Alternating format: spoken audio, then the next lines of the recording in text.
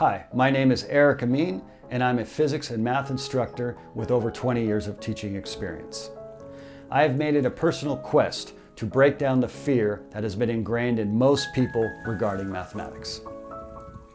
One day, while visiting the modern Library of Alexandria in Egypt, I stumbled across a case. And in that case were ancient papyrus fragments with the Pythagorean theorem written all over it.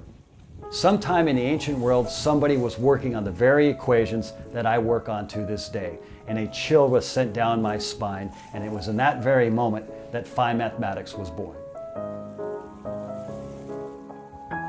Phi Mathematics was designed to reveal the elegant and artistic beauty hidden in all mathematics. Two crucial components are necessary to perform Phi Mathematics. First, the environment must be serene. A quiet environment produces a focused mind. That's why we use classical music. Second, repetition. Like athletics and other major disciplines, repetition is the key to success.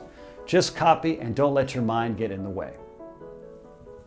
Phi Mathematics is designed to overcome the fear and reveal the hidden beauty in all mathematics. This is why it's such a powerful tool for teachers and students alike.